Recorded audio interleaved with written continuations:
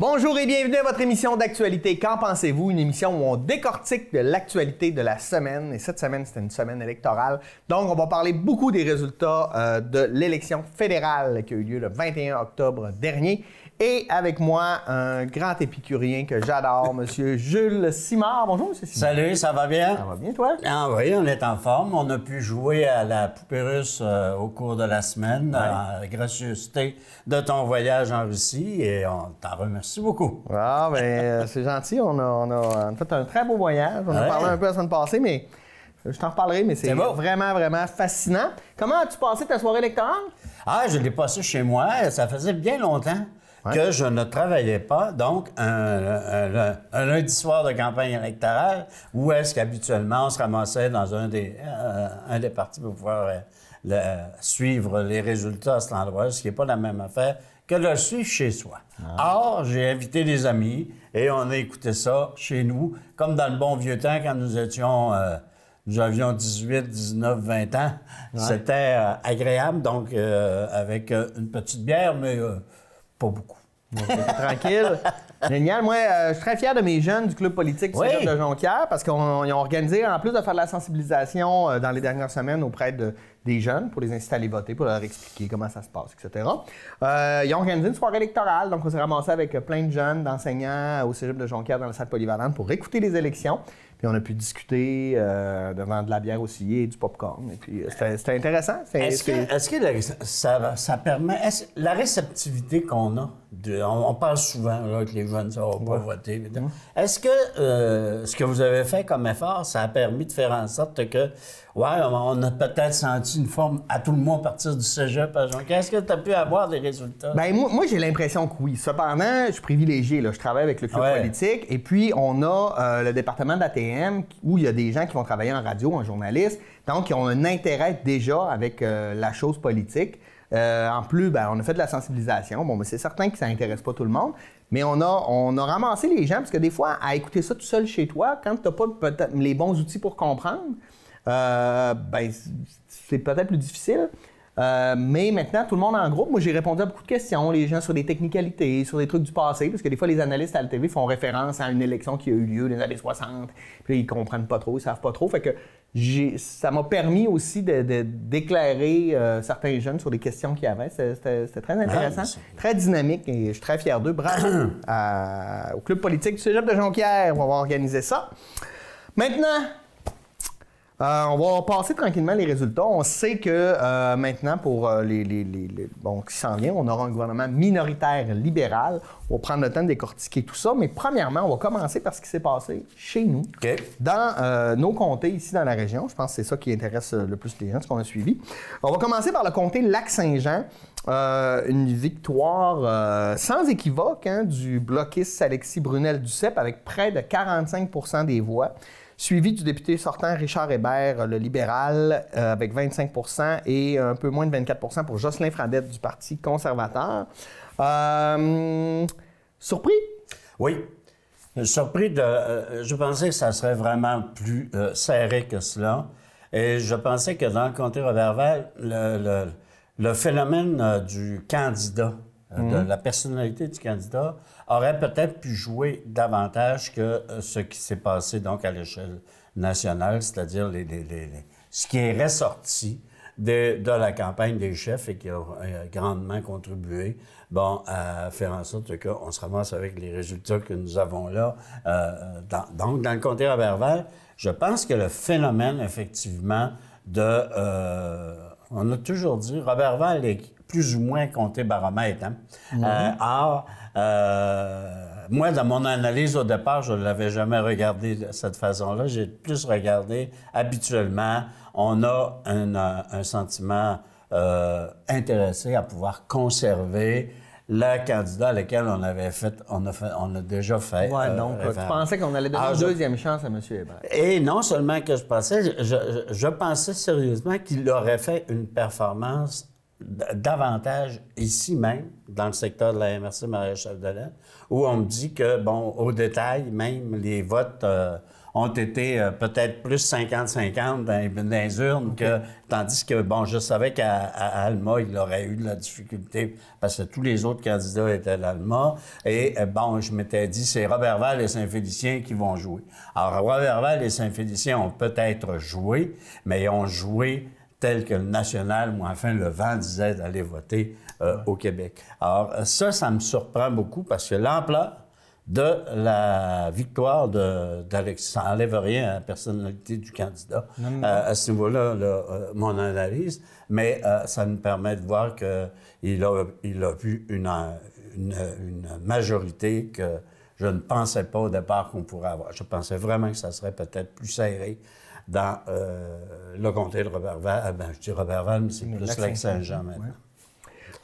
Moi, d'ailleurs, j'aimerais féliciter Richard Habert pour son bon travail. Je pense que c'était un très bon député qu'on a vu travailler fort. Maintenant, il a fait face au Bloc québécois. On va y revenir tantôt, de toute façon, au Bloc québécois, parce que, comme tel le Phénix, parce que beaucoup de gens les donnaient morts depuis plusieurs années. Puis on voit qu'il y a encore un intérêt pour ce parti qui veut défendre les intérêts du Québec à Ottawa. Donc, c'est ça pour Chicoutimi-Le-Fjord. Richard Martel conserve son siège, mais ça a été une lutte très serrée, ça a fini tard, 36,7 % face à Valérie Tremblay du Bloc québécois, 35,2 %. Ça a été... là, le phénomène, tu vois, là, le phénomène que je pensais qu'il jouerait ici aussi, a joué, je pense, parce qu'au départ, les conservateurs au Québec, ils ne recevaient pas l'appui. Alors lui, il était conservateur. C'est sa personnalité qui a fait remporter, je pense, pour lui la victoire. Il peut dire que c'est... D'ailleurs, je pense, en déclaration sur l'analyse de la campagne, il souligne que son chef a peut-être pas été le meilleur performeur dans le cadre de la campagne. Il l'a lui-même indiqué. Mais ça représente pour lui une victoire que, je dois dire, est personnelle. Et là, oui, le candidat a joué. Moi, je pense très personnel. Moi, j'ai entendu des gens dire « Moi, je vais travailler pour Richard Martel, mais pas conservateur. » Mais pas pour conservateur. Et puis là, c'est la personnalité. Mais moi, je pensais qu'elle allait sortir beaucoup plus fort que ça. C'est quand même une notoriété. Je suis surpris, surtout que la députée bloquiste, ça fait partie des gens à qui on a reproché les propos islamophobes. Bon, c'est peut-être des pécadilles, mais pour moi, ça reste quelque chose d'important, en fait, là, au niveau des valeurs. Donc, Richard Martel garde son siège dans un gouvernement... Bon, je pense qu'il pensait peut-être que les conservateurs allaient être au pouvoir. J'imagine que là... Il va continuer son travail dans l'opposition. Il était dans l'opposition, oui, d'une façon ou d'une autre. Ça va lui permettre... ses classes ont été faites. Quel va être maintenant son rôle? Est-ce qu'il va avoir un rôle, compte tenu de son expérience parlementaire, est-ce qu'il va avoir un rôle un petit peu plus grand dans le... Moi, je ne penserais pas à cause du fait que tous les ténors conservateurs, entre autres de la région de Québec, on parle de Gérard Deltel, Alain Reyes... M. Paulus, ont tous été réélus, puis c'est eux souvent qui étaient les leaders au Québec. Oui. Par contre, ils peuvent peut-être se ramasser au niveau de l'opposition avec un rôle peut-être un peu plus soutenu sur la question de la foresterie, le monde agricole aussi. Il peut peut-être se ramasser avec ce type de dossier-là, à moins qu'il donne dans la gang dans l'Ouest, mais dans l'Ouest, il va y avoir pas mal de choix de personnes. Il va en avoir pas mal. Est-ce que tu penses que le fait que M. Martel s'est positionné rapidement sur les grands projets industriels, on voit qu'il y a une opposition qui est quand même forte, mais on a vu dans un récent sondage qu'il y a quand même une majorité des gens qui appuient ce genre de projet-là. Penses-tu que ça a pu compter?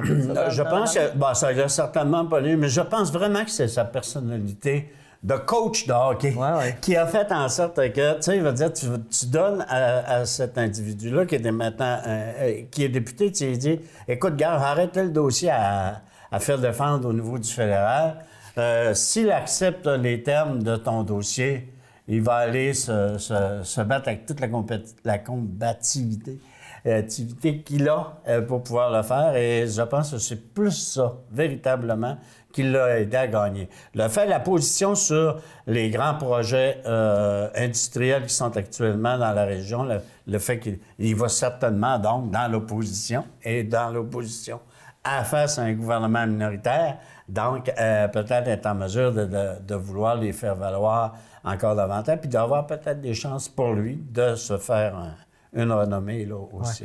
Moi, je pense que le secret, c'est qu'il devrait faire comme quand il coachait, à l'Assemblée, pas à l'Assemblée nationale, mais à la Chambre des communes, monter sur son pupitre et puis lancer des bâtons de hockey aux autres parlementaires. Ça fonctionnait très bien dans le temps des Saguenay. Ah, ben on a déjà eu un député qui est parti avec sa chaise aussi, nous. Oui, Stéphane Tremblay. Stéphane Tremblay. Donc ça, c'était pour Chicoutimi-Le-Fiard. Maintenant, dans Jonquière, Mario Simard, le bloquiste, qui remporte à 35,7 % des voix, devant Karine Trudel du NPD, qui était la députée sortante à 25 %. Le conservateur va chercher 20 %, le libéral 16 %. C'était plus ou moins serré. Donc Mario Simard, bloquiste à Jonquière. Je sais que Karine Trudel était très, très, très appréciée. Très appréciée. C'est véritablement une surprise. Puis là aussi, on voit la différence entre le premier et la députée, dans ce cas-là, la députée sortante, et ici aussi dans Robertval, entre Alexis et Richard. On a vu qu'il y a un écart assez considérable au niveau des pourcentages du vote. Lui, il s'explique, je pense, exclusivement par le fait qu'il y a eu une forme de vague bloquiste au Québec et par le fait aussi, parce que Mme Trudel avait été élue la première fois sur cette vague orange. Oui. On s'en souviendra. Et je pense qu'à sa deuxième élection, c'était sa personnalité et le rôle qu'on lui avait décerné. Parce que je sais qu'au niveau des dossiers de la forêt, elle a été, pour la région, une porte-parole et une défendeuse ou défendresse qui a été sur la question de la foresterie au niveau du fédéral, qui a été quand même là. Et très là. J'ai peut-être une autre piste de proposition pour le bloquiste, c'est qu'on sait aussi que Jonquière, c'est le comté de Sylvain Gaudreault, et la machine Sylvain Gaudreault a travaillé pour le Bloc québécois. Et ça, moi, je pense que ça a eu un impact majeur parce que Sylvain est très, très, très populaire dans son comté, puis il y a une machine bien rodée. Tu penses que ça peut avoir un impact? Ça peut, oui, effectivement, avoir eu un impact. Par contre, le dossier, le candidat que, le M. Simard en question, que je connais pour avoir vu œuvrer au sein du Parti québécois, là, lui aussi. Et ça fait pas la première fois qu'il s'essaye comme étant vouloir être candidat. Il a été au niveau du Parti québécois, il a été dans Dubec, il a été Alors, il a été à plusieurs occasions, à plusieurs reprises. Ce phénomène-là, son désir de vouloir, puis lui aussi, il est du monde syndical, il est originaire du monde syndical, donc ça lui permettait d'avoir, au niveau de la personnalité, donc, et de pouvoir bien bénéficier de la vague bloquiste qui s'est passée au Québec. Je ne pense pas... Je suis un peu déçu pour Mme... Je suis fort probablement déçu pour Mme Trudel, parce que j'ai estimé qu'elle avait, de par sa personnalité et de par ses positions qu'elle prenait, elle a fait véritablement une vraie job. Et je ne pense pas que les électeurs du comté de Jonquière l'aient repoussé. Non, ils l'ont pas sanctionné. Exactement. C'est vraiment la question là, de la vague qui a fait... Puis, est-ce que Sylvain a aidé à faire en sorte que sa machine était derrière lui et on sait qu'il a une machine électorale très bien huilée. Sylvain Gaudreault. Très sur le terrain. Sa personnalité aussi est là. Mais je pense plus que c'est au niveau de la vague. Ils ont pu bénéficier de la vague. Il y avait un bon appui au niveau de l'organisation. Ils ont pu bénéficier de la vague. On a vu, écoute, le Bloc québécois est allé chercher 2 comtés sur 3, presque 3 parce que c'était très, très, très serré dans Chicoutimi-Le-Fiard. Penses-tu que le fait que les bloquistes se sont rassemblés, ont réfléchi et ont proposé une plateforme régionale pour parler des intérêts de la région, est-ce que ça a pu aider ça au niveau de la région ici ou pas vraiment? Je ne pense pas. Je pense véritablement que c'est le phénomène de la vague là, qui a embarqué dans ce dossier-là. Je pense que la région, que l'on a toujours dit très fortement nationaliste, voire séparatiste, ce sentiment-là fait en sorte que on joue maintenant davantage ce qui se passe à l'échelle dite nationale lors d'une élection pour voir où on peut s'orienter. Et l'attrait, entre guillemets, du pouvoir devient le leitmotiv numéro 1 pour voter. Alors, tu vas me dire, on vote pas pour le Bloc pour être au pouvoir. Non, mais on vote pour le Bloc pour pouvoir avoir des gens qui vont nous représenter à Ottawa sur nos intérêts. Je pense que le débat a été fondamentalement amené là-dessus. Votez pour nous, on va aller vous défendre vos intérêts. Alors, quand tu connais tes intérêts, que tu veux les exprimer, bon, ils ont très bien réagi sur la question de l'offre, en agriculture, le régime sur l'offre, la gestion de l'offre, pardon. Il a donc permis de faire en sorte qu'ils ont été les premiers à réagir. Et encore hier, le premier dossier que M. Blanchette veut qu'il se discute, il veut qu'on convoque rapidement la Chambre des communes pour discuter justement des éléments compensatoires sur la question de la gestion de l'offre. Tu vois, c'est ce genre de dossier-là qu'on voulait qu'il aille porter. Et tel qu'on connaît M. Blanchette, il l'a très bien amené tout de suite sur le tapis. Oui, il a fait une solide campagne positive. Je pense que c'est... En tout cas, on va y revenir au bilan de campagne plus tard. Oui. Puis, dans ce cas-là, de dire on va aller défendre les intérêts, en plus, on a un gouvernement minoritaire, donc la possibilité de faire la balance du pouvoir, elle est donc, moi, je pense que c'est là. Même si on dit non, pas la balance du pouvoir parce que c'est le NPD qui l'a, c'est vrai en termes de chiffres. Maintenant, en termes d'idées puis en termes de ce qui va s'amener, je crois à l'idée de Blanchette quand il dit qu'on veut collaborer sans vouloir mettre de l'avant un Canada. J'aime ça, l'idée de dire si c'est bon pour le Québec, on va être de votre part, si c'est pas bon. Donc, mais ça fait qu'on peut aussi négocier avec le gouvernement en place. On va y revenir en fait là, sur le gouvernement minoritaire. C'est sûr. Passons maintenant aux résultats au Québec. Ça nous intéresse grandement. Les libéraux sont allés chercher 45 des voix, 35 députés, principalement dans la région de Montréal. Les conservateurs, 13 des voix, 10 députés. Principalement dans la région de Québec. Et le Bloc québécois, 41 des voix, 32 députés. Et aussi, il faut parler écoute, ils ont été pratiquement rayés de la carte, le NPD. On se rappellera de la vague orange, où le Québec était devenu orange, avec quasiment sorti le Bloc québécois. Là, c'est le contraire qui s'est passé. Exact. Seulement, M. Boulris qui a gardé son comté. Comment tu analyses ça? Qu'est-ce qui s'est passé? Pourquoi il y a eu... c'est quoi l'élément, en fait, qui a fait que le vent a tourné pour le Bloc? Ça fait quelques semaines qu'on le sent, mais vraiment, ça a tourné fort. Tu sais, actuellement, je pense qu'il y a une lune de miel qui perdure avec la CAQ, hein? Oui. Avec M. Legault. Mm-hmm. Alors, M. Legault, dès le début, est allé dire, voilà ce que nous demandons, voilà notre liste d'épicerie, voilà ce qu'on demande au fédéral. Tout de suite, le Bloc s'est assis en arrière et a dit « OK, c'est correct, c'est ça qu'on veut défendre. » C'est là qu'on va aller... Là, voyez-vous, ça menait un exemple concret de pourquoi est-ce que c'est qu'on va aller vous défendre à Ottawa. On va prendre ce que le Québec veut, puis on va aller l'exiger, nous aussi, de la part du fédéral. Ça, là, je pense que c'est ça qui a lancé, la campagne électorale au Québec. C'est ce qui a fait en sorte que au Québec, on a dit, regarde, on va se positionner. Notre gouvernement qu'on n'aille pas actuellement, il veut que ça soit ça. Bon, mais ceux-là qui vont nous dire que c'est ça qu'ils veulent qu'on fasse, on va aller avec eux autres. Ben, la loi 21, entre autres. Là. Entre autres, exact. Bon, puis toutes ces choses-là. C'est ça qui a fait en sorte que, oui, et M. Blanchette a su vaguer sur cette vague, faire du surf, sur cette vague, pendant toute la campagne électorale, et ça l'a amené à faire en sorte qu'on a vu s'il y en est dans les régions en particulier. OK, pas oublier que dans les régions, on a voté en grande majorité pour le Bloc. C'est la même affaire chez nous, 2 sur 3. C'est la même affaire.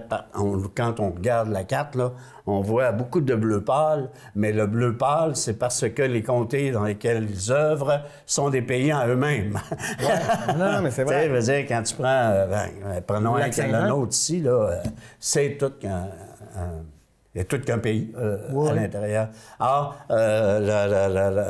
cette vague-là qui a été très bien amenée et amorcée, qu'on le veuille ou non, par M. Legault. Même si aujourd'hui, M. Legault dit, tu sais, on va peut-être avoir besoin du Bloc, mais Moi, là, ce que je veux, c'est négocier direct avec M. Trudeau. Oui, c'est bien correct, hein, de PM à PM, sauf que, veut dire, à un moment donné, tu as peut-être besoin de quelqu'un qui amène la lettre au PM.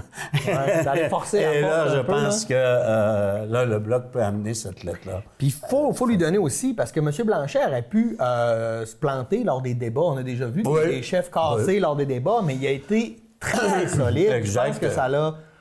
il a démontré, en fait, son point de manière franche, rigoureuse, mais aussi, il n'est pas allé, contrairement aux libéraux et conservateurs, dans les campagnes négatives, à essayer de trouver des poux aux autres. Il a resté sur son message et il a valorisé ce que son parti pouvait amener plutôt qu'essayer de dénigrer les autres. En fait, je pense que ça compte. Honnêtement, il a fait de la politique comme moi j'aime qu'on fasse de la politique, c'est-à-dire des idées, des propositions et de faire rêver le monde sur c'est quoi qu'on devrait avoir collectivement comme société.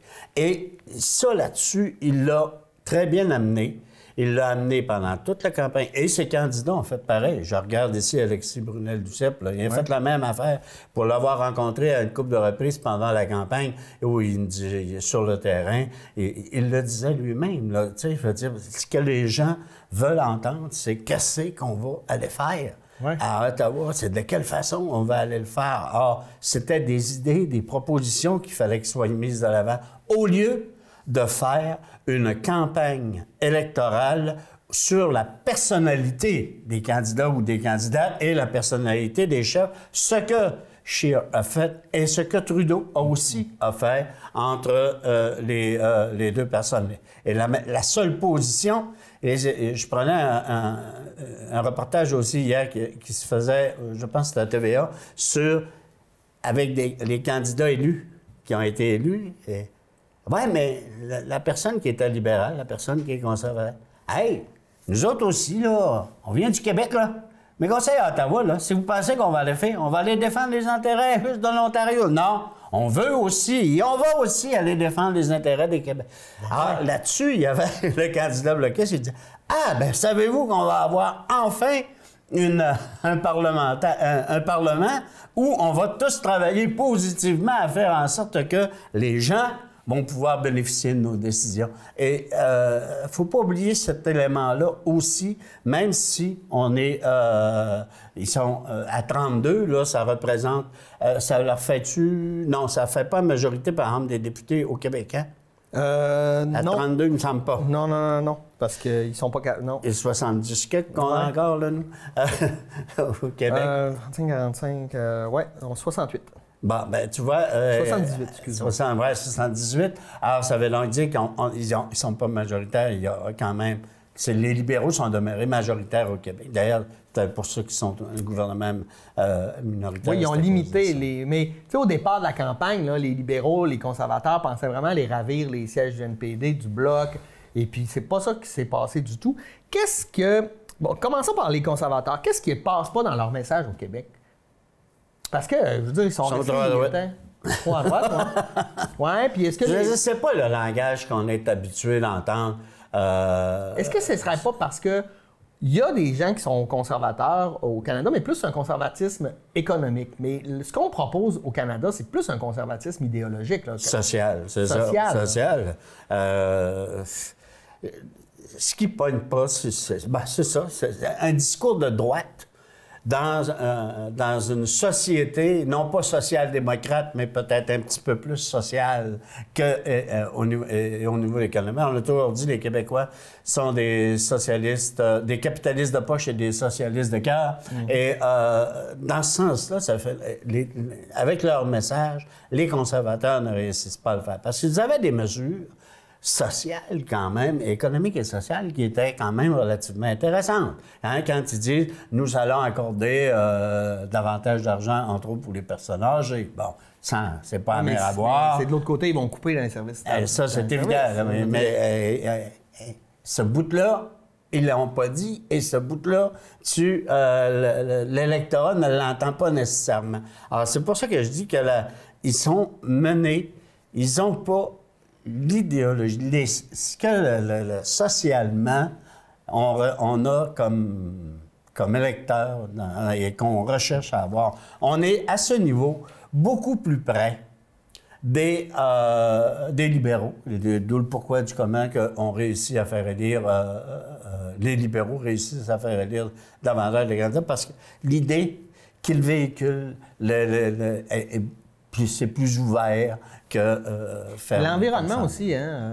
Je pense que nous, on est habitués avec de l'énergie propre, l'hydroélectricité, etc. Ah ouais. Je pense que le débat environnemental, le fait que les conservateurs, je veux dire, ils nous font en croire qu'ils ont une plateforme environnementale, mais foncièrement, ils... Et là, tu m'amènes sur un sujet. Oui?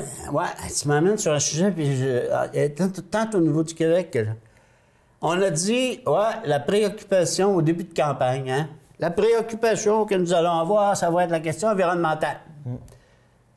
C'est ça qui a fait pencher lundi soir, dans la balance? Non, mais ça reste la campagne électorale où on a le plus parlé d'environnement de l'histoire. Et le jour où on fera des campagnes électorales rien pour parler, c'est ça que ça va nous donner. Il faut arrêter. Je pense qu'il faut, à un moment donné, que l'on se dise, hey, regardez, dans le débat sur la question de l'environnement, moi, là, c'est pas juste un débat de campagne électorale où est-ce qu'il va falloir que je le dise. Il faut qu'à un moment donné, dans l'histoire démocratique du Québec, du Canada, on se dit, écoutez, on prendrait un thème, là.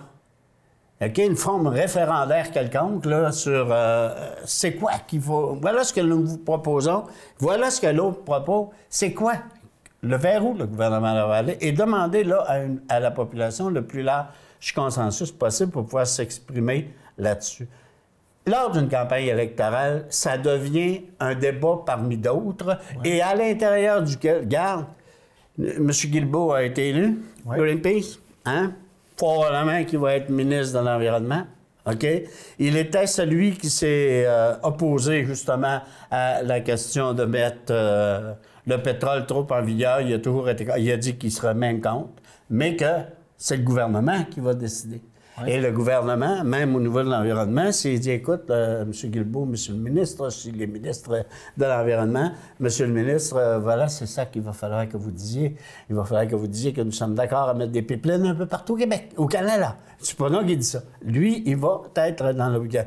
Or, ce phénomène-là, le débat, donc, sur la question environnementale, je ne pense pas qu'il a été aussi déterminant que l'on a voulu le faire dire pendant Mais malgré que je pense que la proposition des conservateurs d'imposer un pipeline sur le Québec, du cas d'un océan à l'autre, je pense que ça l'a joué. Il y a beaucoup de Québécois qui veulent pas, qui sentent pas le besoin de ça ou qui veulent pas qu'on prenne ces décisions-là. Quand nous, le gouvernement de la CAQ, comme tu disais, a clairement dit, pas de pipeline au Québec. Ah, ça, c'est ça. Mais donc, il fallait que tu... Ça, je te dis, positionnons-nous. Et le Bloc là-dessus a joué la campagne, effectivement. On a une demande qui est claire en ce qui regarde la question environnementale, c'est la question des pipelines. Et voilà ce qu'on demande. C'est quoi, Galant? Les conservateurs ont eu l'honnêteté de dire, nous, on en veut un, Anne-Marie ou Squad Murray. Et les autres ont tergiversé. Donc, ils vont, le NPD aussi, hein, a dit, puis le Bloc a dit naturellement ce que le Québec disait, voulait que dire. Or, les gens, c'est pour ça que je dis, le débat n'est pas engagé sur la question environnementale quand on fait cela. Moi, je pense, en tout cas, en termes d'idées. Ben, c'est sûr que pour une élection fédérale, il n'y a pas juste un enjeu, mais au moins, on en a parlé. Parce que moi, j'ai vu beaucoup de campagnes provinciales où on parlait zéro d'éducation, zéro... Je pense que si tu compares comment on a pu parler d'environnement dans cette campagne-là par rapport à comment on a pu parler de culture, je veux dire, c'est du 100 pour 0, là. Oui. Non, mais c'est vrai, là. OK, Trudeau se retrouve beaucoup confiné sur l'île de Montréal. Oui. Comment il va pouvoir... sur l'île de Montréal et dans la région de Toronto, là, exact, on ne se mentira pas. Exact. Comment il va pouvoir... Et dans l'Est, les provinces maritimes. Les provinces maritimes, là, il n'y a pas eu trop de conservé, exact. Ouais. Il a pu conserver... Comment il va faire pour gérer ça, les demandes du Québec, sur le terrain? Tu sais, rester connecté au terrain, au Québec en entier. Parce que le problème, c'est qu'on a élu un premier ministre du Canada. Oui. Les libéraux, ils sont le gouvernement au Canada. Et il va, tu sais, l'Ouest canadien va dire, écoutez, là, le maudit pipeline, on le veut, nous, ça va nous permettre de nous sauver. Mais ça, c'est réglé, le pipeline. Oui, mais attends, non. Oui. Non. Les décisions parce que la première des élections. La première, oui, mais c'est quoi que les premiers ministres de Saskatchewan et de l'Alberta ont dit au lendemain de la campagne électorale? On veut des pipelines. On veut des pipelines, puis on veut vous nous enlever la taxe sur le carbone.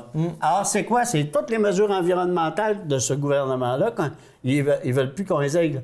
Là, le Québec dit, ah, ben là, nous, on veut conserver ça. Donc, fort probablement que oui, c'est 78 députés qu'on a parlé tout à l'heure. Fort probablement que les 78 députés du Québec vont dire, on conserve cette idée-là, nous. Par contre, la gang, là, il y en a 300 quelques des députés à la Chambre des communes. Il y en a une bonne majorité de l'autre bord là, qui vont dire, non, écoute un peu, là, on va regarder ça différemment, là, hein? C'est quoi? Il va falloir que Trudeau il tienne compte de cet élément-là. Il doit diriger aussi. pour l'ensemble du Canada. Exact. Mais j'espère qu'il aura appris quelque chose, parce que quand il a acheté le pipeline, c'était un peu pour dire aux électeurs de l'Ouest, regardez, je vous oublie pas, au bout du compte, il n'y a personne qui a voté pour lui dans l'Ouest canadien. Oui, c'est ça. Et je vous oublie pas, il a dit, tout l'argent qu'on va faire avec ça, les profits qu'on va faire avec ça, on va le prendre pour diversifier notre économie afin qu'elle soit plus verte. OK?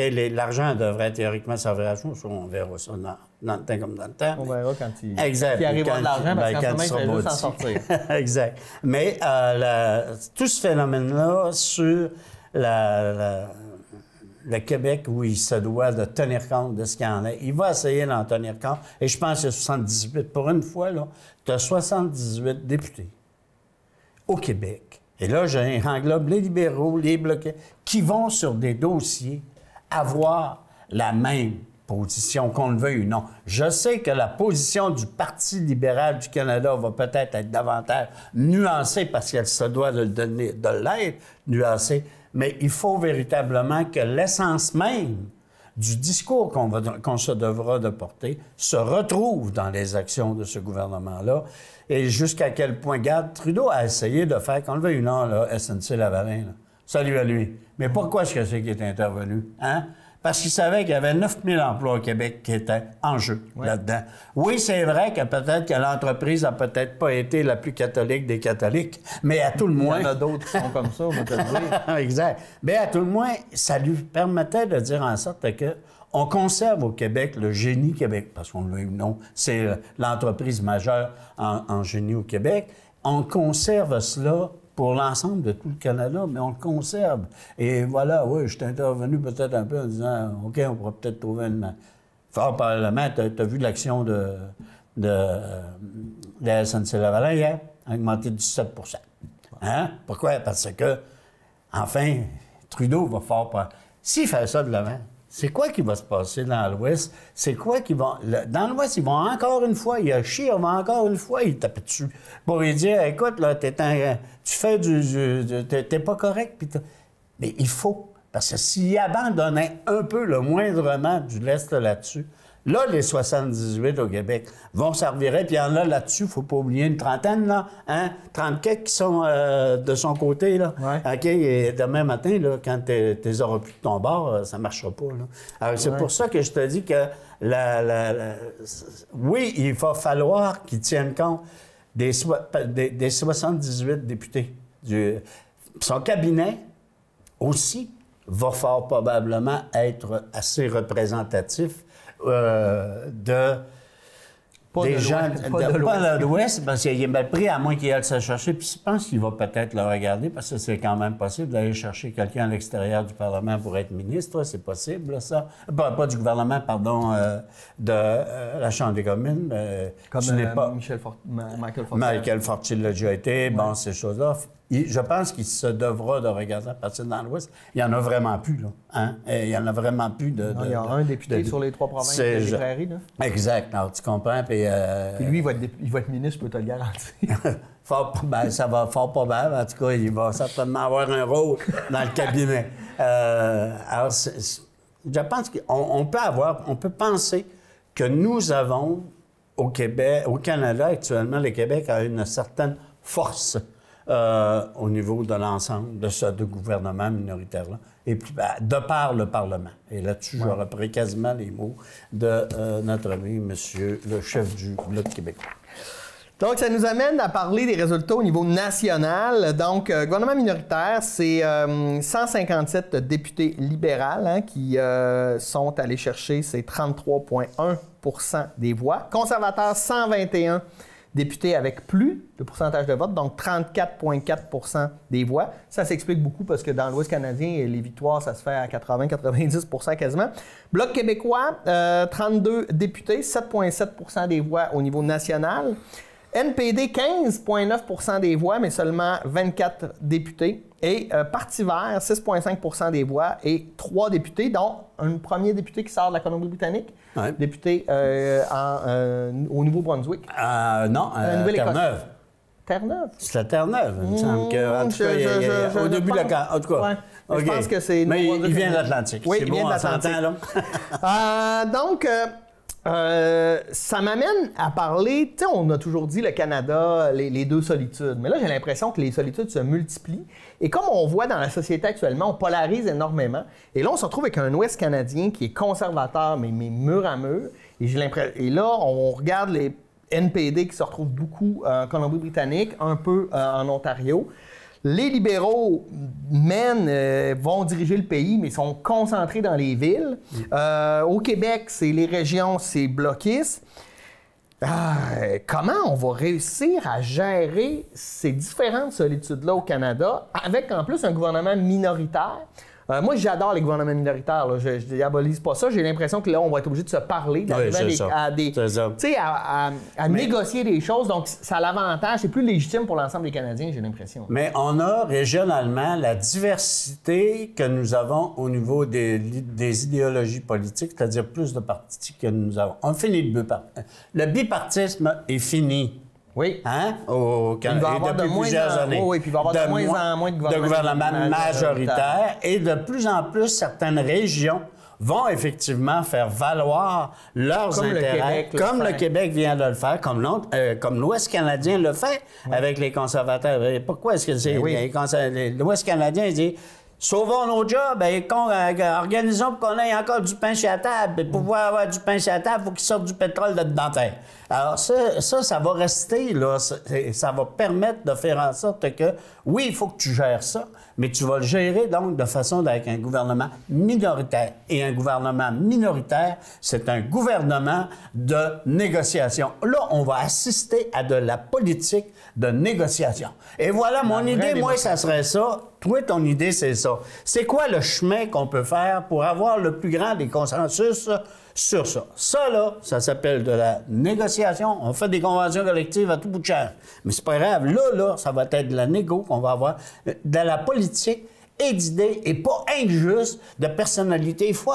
Je sais que je suis tannant avec ça, là, mais il faut qu'on arrête de faire en sorte que la politique, ça soit la personnalité d'une telle par rapport à un autre. C'est pas juste ça. La politique, c'est pas injuste un bon ou une bonne leader. C'est effectivement des idées, faire rêver le monde, faire amener le monde à se développer collectivement. Ça, là, c'est une préoccupation qui, maintenant, peut peut-être davantage se retrouver dans la façon de gouverner. Est-ce qu'on va assister à la même affaire qu'on a en Italie, des gouvernements qui tombent à tous les 6 mois? Fort probablement pas. On n'aura peut-être pas ce genre de choses-là. On l'avait vu à l'époque avec Harper, qui avait été chercher des appuis, même souvent des appuis de Jack Layton pour réussir à faire avancer des projets. Et puis là, on négociait. Le gouvernement faisait sa part en donnant peut-être plus d'un logement sociaux, des choses comme ça, et en pouvant faire passer ses projets à lui. Donc, moi, je trouve ça très, très intéressant. Moi, je prends l'exemple de l'Allemagne où ça fonctionne depuis 15 ans maintenant, des gouvernements minoritaires très solides qui ne sont jamais défaits. Parce qu'on gère une première économie d'Europe. Donc, je pense qu'on est capable de faire ça, arriver à un consensus. Je ne suis pas certain que ça aurait fonctionné avec un gouvernement conservateur minoritaire parce que les grandes idées là, de baisser les taxes, d'enlever la taxe du carbone, etc., les autres partis sont contre. Je pense que ça aurait été plus dur de négocier. Fort probable qu'il y aurait eu... Ils auraient été obligés peut-être de noyer leur vin. Ouais. Au lieu de mettre un peu d'eau dans leur vin, ils l'auraient noyé. Donc, ils auraient peut-être dû se retrouver à baisser leurs attentes en ce qui regarde leurs propres idées. Maintenant, là, avec ce gouvernement-là, qui, en fait, qu'on le veuille ou non, là, Trudeau, les 4 dernières années, il a aussi géré ce Canada en fonction du vent. Oui. Oh, regarde, le vent est comment? OK, regardez, là, nous sommes dans... Et ça lui a plu et pas plu. Ouais. Ça l'a amené des décisions, des fois, qui faisaient peut-être pas nécessairement loin de faire l'unanimité, mais qui faisaient... C'est à peu près impossible au Canada quand tu regardes ça, là, de faire l'unanimité. Et c'est pour ça que, moi, dans un sens, l'électorat, la façon dont il se répartit maintenant par rapport aux partis politiques en présence, je trouve ça intéressant. C'est un défi de gestion par ailleurs. Oui. Parce que on le dit souvent, nous, ici, en région, « Hey, t'as encore Montréal qui ont décidé de faire quelque chose, là. Ben là, oui, regarde, la preuve, là, tu le vois dans l'électorat, là. Montréal va fort probablement avoir dans ce cabinet-là un paquet de députés qui vont être ministres. OK, qui vont originer, là, parce qu'il n'y en a pas ailleurs. Ouais. Et donc, c'est là qu'il va aller les chercher. Le Montréal, les grands centres, puis donc Toronto, s'il n'y aurait pas eu Toronto, les libéraux ne seraient pas là. Oui, de toute façon, c'est difficile de pouvoir diriger le Canada si tu n'es pas capable d'aller chercher l'Ontario. Oui, ça, c'est officiel. Ça prend l'Ontario ou le Québec, parce que sinon... tu passes pas. Ouais. Tu passes pas. Alors, c'est pour ça que moi, je suis content de voir l'électorat qui s'exprime comme ça. Le défi, il va maintenant appartenir aux politiciens de faire en sorte qu'on puisse avoir une gestion gouvernementale qui tient compte des diversités de ce pays-là. Ouais. Et ça, là, c'est le défi. Ah oui. C'est le défi que l'on a. Et là, la personnalité des gens va rentrer en ligne de compte. Si je suis un petit peu plus ouvert à l'idée de l'autre, OK, donc je suis capable de mettre de l'eau dans mon vin. Ouais. Si je suis fermé, et je reprends un peu ton idée quand tu disais tout à l'heure, si ça avait été un gouvernement minoritaire, conservateur, ça aurait peut-être... Ils sont assez assis sur leurs idées. Mais ils n'auront pas le choix de s'ouvrir. S'ils veulent diriger le Canada, ils n'auront pas le choix de se ramener vers le centre. Là. Exactement, c'est ça qu'on va assister. Et, dans un sens, ça représente quelque chose d'intéressant. Oui, bien moi je trouve que c'est un beau défi démocratique, en fait, de pouvoir faire ça. Bilan de campagne, moi ce que je voulais te demander, comment tu as trouvé la campagne? Moi j'ai trouvé, là je fais mon analyse à Saint-Saëns, que les deux grands partis, qui étaient au coude à coude au départ, sont arrivés au coude à coude à l'arrivée, mais qui ont baissé beaucoup dans les sondages, ont passé la campagne à nous faire peur avec l'autre parti. Si les conservateurs mènent, il va arriver ça, si les libéraux mènent, il va arriver ça. Et on fait une campagne de salissage très négative où on a souvent oublié leurs idées. Puis à côté de ça, on a eu le Bloc québécois, le NPD et le Parti vert qui ont fait des campagnes, selon moi, plus positives, où ils ont parlé de ce qu'ils voulaient faire, des idées... Et puis j'ai l'impression que l'électeur sanctionne maintenant ceux qui veulent juste faire des campagnes négatives. Parce que la réalité, là, la campagne négative, elle touche qui? Je veux dire, le gars qui est fan fini des conservateurs, là, lui, il est d'accord avec ces arguments-là, puis de toute façon, il ne votera jamais pour les libéraux. À la place de promouvoir ce que les gens veulent faire, on est plus en train de vouloir salir les autres. Je ne sais pas si tu as cette perception-là. Le fait que les conservateurs et les libéraux aient oublié qu'il y avait 3 autres partis politiques, voire 4 avec M. Bernier, qu'il y avait 4 autres partis politiques qui aspiraient, il y en a plus que ça, mais il y en a au moins qui aspiraient à prendre le pouvoir ou d'avoir des idées puis de défendre les intérêts des gens. Ils l'ont complètement oublié. Ils s'en ont rendu compte dans la dernière semaine parce qu'on a encore fait une campagne électorale suivant des sondages et ils s'en rendu compte dans la dernière qu'ils avaient oublié puis que là, ils étaient en train de les gruger, enlever le solde sur la... Je pense qu'ils étaient certains, les deux grands partis, que le NPD et que le Bloc allaient vraiment s'effondrer puis qu'ils n'allaient pas être présents. Donc, la preuve, c'est que tous les grands partis ont commencé leur campagne dans les circonscriptions néo-démocrates. Tu comprends, c'est drôle, ça augure mal pour ce que je disais tout à l'heure. Oui. Hein?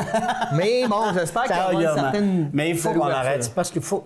Moi, je maintiens qu'il faut qu'on arrête de faire de la politique, tant au Québec qu'au Canada. Mais je dirais même jusqu'à dire aux États-Unis, mais quoi, ça va être plus difficile, ça. Qu'on arrête de faire de la politique sur des personnalités, des traits de caractère. Si tu veux, je te dis, moi, je suis plus capable d'en parler de politique parce que je me choque. OK? Il faut que j'arrête d'en parler. C'est pour ça que je t'aime. Oui, mais il faut qu'on arrête d'en parler. Il faut que j'arrête d'en parler parce que c'est pas bon non plus de choquer. Là, il n'y a plus un chat qui veut discuter avec toi. Alors, tu comprends que ce phénomène-là, là, actuellement, je suis obligé de mettre de l'eau dans mon verre. Oui, parce que la polarisation, ça ne sert jamais à rien. Discuter. Exact. Tu sais, je trouve ça sain, moi, discuter avec des gens qui ne sont pas d'accord avec mon point de vue parce que ça fait. On fait avancer les idées, on réfléchit. Mais quand tu restes dans ton coin et tu parles juste avec des gens qui sont d'accord avec toi, au bout du compte, c'est pas ça d'ouverture. Puis le premier ministre du Canada doit gouverner pour tout le monde, là. C'est ça la réalité. Exactement. Et c'est pour ça que, en tout cas, on va avoir de beaux défis. Est-ce que ce gouvernement-là, parce que en termes de bilan, la chose qu'il faut aussi se demander, c'est par rapport à cette campagne, je partage globalement là, ton idée là, sur la question de ça a été quoi cette campagne électorale-là. Même si personnellement, j'avoue que j'ai eu de l'intérêt plus ou moins. Mais en tout cas, ça, c'est un autre affaire, c'est sûr que quand on perd 4 jours sur le brown face de Justin Trudeau, je trouve que là, j'ai le goût qu'on me parle d'idées et pas qu'on essaie de savoir... C'est ça, je te dis, il faut qu'on arrête. Oui, non, c'est ça. Malheureusement, et je prêche pas pour ma paroisse quand je te dis ça, malheureusement, on aime beaucoup faire du sensationnalisme quand on fait de la presse. Et ça, là, tant et aussi longtemps qu'on jouera ça pour jouer ça, ben là, c'est vrai que la presse est responsable. L'exemple du brownface est long. Tous les journalistes essayaient de faire mousser le scandale quand tout le monde disait il n'y a pas rien là. Mais là, pendant 2-3 jours, on essayait de trouver des gens qui étaient offensés. C'est parce que c'est comme quand Trudeau est allé en Inde puis qu'il s'est habillé déguisé en Indien pour aller en... Tu sais, ça, là, ce genre... C'est pas ça, probablement, l'idée qui était ressortie de ce voyage-là. Mais non, qu'est-ce que ça change sur sa manière de faire de la politique? Ben, c'est ça. Maintenant, là, t'en es rendu que... Ah, ben regarde, il a fait un flop en Inde, hein, il s'est habillé. Ouais, mais... Tabarouette, c'est pas ça! Non. Puis, allez lire le blog de Jeff Yates qui lui... fouille pour essayer de trouver les fausses nouvelles puis de démontre en fait tout ce qui s'est passé durant la campagne électorale, des fausses informations, faux vidéos ou comment qu'on manipule l'information. C'est très intéressant parce que des fois, on est pris là-dedans. J'ai vu des gens que je connais partager des vidéos puis là, tu fais attention, là, c'est pas vrai ça, c'est de la fausse nouvelle. Il faut prendre le temps de s'informer correctement. Il y a un phénomène dans cette campagne électorale-là qu'on oublie et qu'il y a eu fort vraiment pas eu de jeu sur l'électeur. Nous, on a fait un débat ici. Oui. Hein? Oui, on a fait un débat qui était effectivement, dont un des candidats... C'est ramassé même à Infoman. Infoman, qui a été vu par 300 quelques mille personnes. Ce que je voulais dire par ça, c'est que, voyez-vous, on a fait, dans cette campagne électorale-là, un fait. Infoman, donc tu sais comment il traite l'information. OK? Donc, il a pris cette chose-là de la campagne électorale. Il se trouve à l'avoir monté en épingle. Je ne pense pas que ça a eu de l'effet sur le vote dans le Lac-Saint-Jean. Par contre, ça peut avoir eu de l'effet dans certaines circonscriptions par rapport à des candidats. Je te dis pas que c'est ça qui a fait perdre Maxime Bernier, là. Mais je veux qu'on en parle. Mais ce phénomène-là fait en sorte que l'humour ou traiter humoristiquement un dossier que lui, M. Godreau, au départ, lui, c'est les idées qu'il a battues. Il y a puis il y croit, là. Tu sais, je veux dire, c'est comme moi, plutôt quand on discute, on y croit, nos idées. Bon, lui aussi, il a le droit aussi de l'exprimer. Oui, on peut le présenter de façon caricaturale, OK? Mais il reste que les idées, il faut qu'ils soient mises de l'avant. Il faut qu'on sait être capable. Quand on le veut, on peut ne pas les... On peut ne pas les accepter, mais on ne peut pas ne pas les respecter. Et ça, là, quand on fait de la politique avec du respect et de l'acceptation ou de la non-acceptation, on va faire de la politique. Des arguments, pas rien que de l'émotion, mais de l'argumentaire, c'est important. Exactement. Je veux revenir à Maxime Bernier parce que c'est quand même intéressant, parce que quand on regarde, là, globalement, il y a un tiers du Canada qui est à droite et les 2 tiers qui sont centre à centre-gauche. Centre à centre-gauche, ça se divise en 4-5 partis. À droite, là, il y avait une nouvelle arrivée, le Parti populaire du Canada. Et je regardais, c'est quelques comtés quand même qui se sont perdus pour les conservateurs par, mettons, 500 votes et moins. Et c'est souvent ce qu'allait chercher le Parti populaire du Canada dans ces circonscriptions-là. OK. Fait que c'est bon. Là, Et puis... Maxime Bernier a perdu, mais il avait l'air de dire dans son discours ce n'est qu'un début, on va continuer à porter ces idées-là. Je pense que c'est intéressant pour la démocratie d'avoir des représentants qui représentent toutes les idées, qu'on soit d'accord ou pas avec les idées. Là.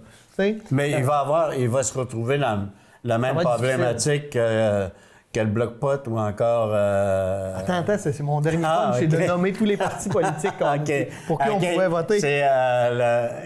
Il va se retrouver là, tu n'as plus de tribune en n'ayant plus la Chambre des communes, qu'on le veuille ou non, même si tu n'avais qu'un seul député. Parti vert, tu ne l'entendais pas beaucoup. Mais là, on va l'entendre 3 fois plus. Pas nécessairement. Ils n'ont pas le fameux 12 députés que ça permet. Non, mais ils sont capables de poser des questions, sont capables d'être là. Une fois ou 6 mois. Et je te ramènerai à l'Allemagne, au Parlement allemand, où, à la base, eux, ils ont une proportionnelle mixte, là, ce qu'on veut peut-être avoir au Québec ici. Et ça fait que ces députés-là, qui étaient 2-3 dans les années 70, ont fait avancer des points. Et aujourd'hui, l'Allemagne est dans les premiers au niveau de l'environnement parce qu'on a pu parler de ces idées-là, on a pu les amener. Donc, moi, je crois bien gros. En tout cas, puis j'ai hâte de voir ce qui va arriver avec ça. Moi, je veux terminer avec... à moins que tu avais un autre sujet en lien avec les élections. Non, juste sur la question avec M. Bernier, le fait que maintenant, il n'aura pas la même tribune, donc la question va être moins entendue. Ça va faire en sorte que son matériel ne sera peut-être pas nécessairement oublié, mais peut-être que les conservateurs devront le piloter. Et on va pouvoir voir qu'est-ce qu'il y en a. Maintenant, ils sont quand même allés chercher 1,6 des voix. Non, mais un parti qui n'existait pas il y a moins d'un an, qui ont présenté presque 338 députés. Non, mais quand même, faut leur donner ça. Il y en a qui disent, on n'a pas de choix en politique, c'est tout le temps les mêmes partis. Attendez, il y a plein de partis politiques au Canada et au Québec aussi, dont on n'entend pas assez parler, parce qu'il y a des gens qui se sont présentés. Moi, je voudrais vous faire la nomenclature ainsi que le nombre de votes qu'ils ont eu, parce qu'il y a quand même 507 personnes qui ont voté pour l'Alliance nationale des citoyens. Là, je ne parlerai pas de tous les partis. Il y a 296 personnes qui ont voté pour le parti Arrêtons le changement climatique. Savais-tu que ça existait? On a 6209 personnes qui ont voté pour la CAC. Je ne sais pas c'est quoi. Canadien. En tout cas. Je m'excuse. On a, écoutez ça, 4248 personnes qui ont voté pour le Parti communiste. Moi, je reviens de Moscou, là. Je ne savais même pas qu'il y avait encore un Parti communiste au Canada. On a plus de 8000 personnes qui ont voté pour le Parti libertarien. Donc, quand même. On a 284 personnes qui ont voté pour le Parti nationaliste. Bon, nationaliste de où? C'est-tu du Québec, d'ailleurs? On ne sait pas. 18 000 personnes, presque 19 000 qui ont voté pour le Parti de l'héritage chrétien. Non, mais quand même. On a le Parti de la protection des animaux, 4 400 personnes. Parti rhinocéros, près de 10 000 personnes. On sait que c'est un parti satirique, mais moi, ils me font toujours rire. J'ai pogné une entrevue, entre autres, à Radio X de M. Courchaine avec le chef du Parti rhinocéros, et c'était vraiment une excellente entrevue. J'ai trouvé ça très drôle. 3 792 personnes pour le Parti L'Indépendance du Québec. Bon, ben, on ne sait pas pourquoi ils militent, eux. 700 personnes pour le 4e Front du Canada. 852 pour le Radical Marijuana. Je pense qu'ils n'ont pas compris que c'était rendu légal, eux autres. Et 612 personnes pour l'UPC. Ce que je veux dire, c'est qu'il y a quand même de la diversité. Maintenant, il y a peut-être même d'autres partis qui existaient et qui n'ont eu aucun vote. On a oublié de parler de Judy Rason-Raybould, qui s'est présentée comme indépendante et qui a été élue, contrairement à Mme Philpott qui a été battue. C'est quand même un gros défi de se lancer comme indépendant. Ça démontre aussi le charisme et la qualité de cette personne-là. Dans son comté, effectivement. Je me bats contre la personnalité des gens, mais il ne faut pas oublier, on a des qualités, on a des idées aussi qui ont été avancées. Et je ne suis pas injuste sur la personnalité de l'individu, c'est sur le fait que cette personne-là a su défendre des idées ou des principes. Et les électeurs lui ont reconnu cette idée-là. Moi, je maintiens que c'est le même qu'on fait de la politique. Je crois qu'il y a de moins en moins de châteaux forts de partis, mais c'est souvent des châteaux forts de personnalité. Des gens qui sont là, que les gens aiment, qui sont sur le terrain, puis que les gens apprécient. Qui peuvent défendre les idées. Le jour où tu défends pas ton idée puis tu joues une cassette, là, c'est pas fort. Merci beaucoup, M. Simard, pour votre grande sagesse. Merci à vous d'avoir été des nôtres. On va revenir la semaine prochaine hein, avec des nouvelles plus locales. On va revenir à notre formule, la campagne électorale étant terminée. Merci à vous d'avoir été là et nous on se dit à la semaine prochaine pour une nouvelle édition de Qu'en pensez-vous? Bonne semaine!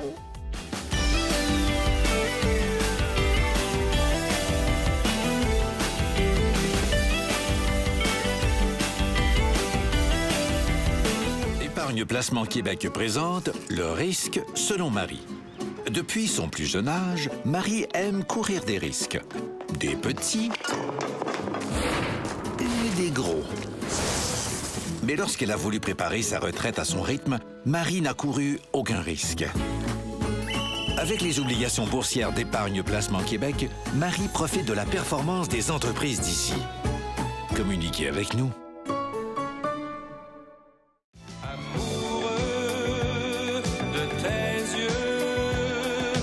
J'ai envie de crier, de rire, j'ai envie de chanter, amoureux de... Wow, c'est pas de l'amour, c'est de la sécurité routière. Quand t'es piéton, faut que tu fasses un contact visuel avec les conducteurs avant de traverser.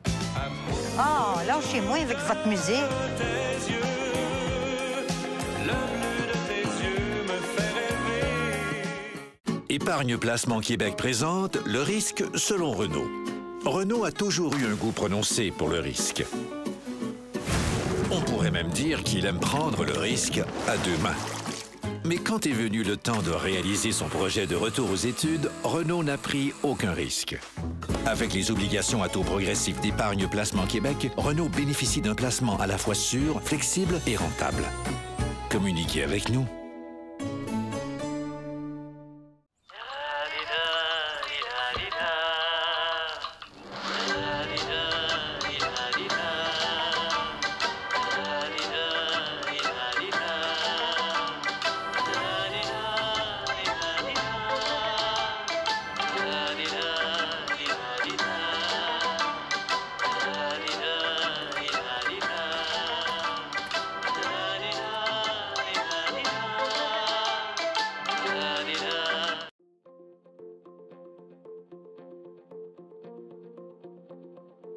Nous pourrions tous, un jour ou l'autre, être touchés par un problème de santé mentale.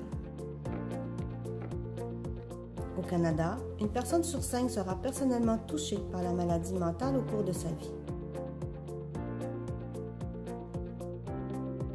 Prenez en main votre santé mentale en adoptant de saines habitudes de vie. Décrochez. Pratiquez des activités valorisantes. Mangez bien, bougez. Détendez-vous, faites-vous plaisir. Voyez vos amis, amusez-vous. Pour votre santé mentale, faites-vous les bons choix.